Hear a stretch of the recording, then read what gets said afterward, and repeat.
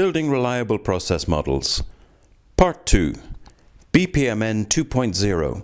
What is it? Why use it? With me, Declan Cheller. This tutorial is aimed at people who are new to process modeling and experienced process modelers who want to take a more structured approach. Why build models at all? Models allow you to produce a testable blueprint before you build anything. The key word is testable. Companies often spend millions on software development without first testing a blueprint of their business.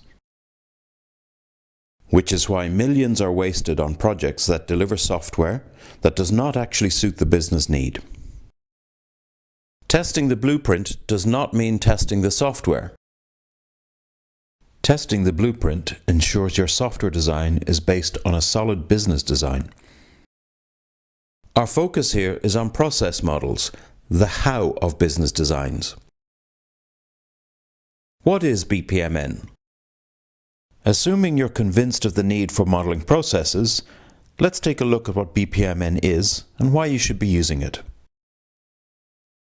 It stands for Business Process Model and Notation.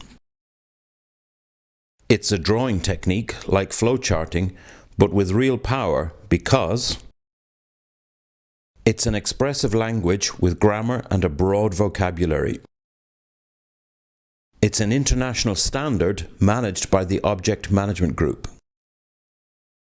Because it's an international standard, a business process model will have the same meaning to everyone who reads it. It's easily learned by business people, so you don't have to be from an IT background to use it. It caters well for event-triggered process modeling, so no matter what happens in your business world, you can model how a process responds to that occurrence. It caters well for exception scenarios, so no matter how complex your process is, BPMN can model it. It caters well for hierarchical modeling, so no matter how complex your process is, using BPMN, you can break it down into a coordinated set of simpler diagrams. It caters well for choreographing different processes, so the impact each process has on the other can be clearly expressed. What's next? Now that you understand what BPMN is and why you should use it, in my next video, we'll start looking at the shapes themselves.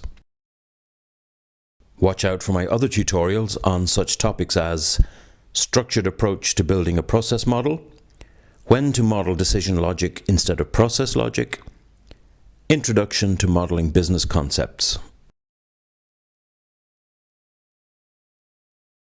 If you found this tutorial useful, please click like and subscribe to my channel for more. Thank you.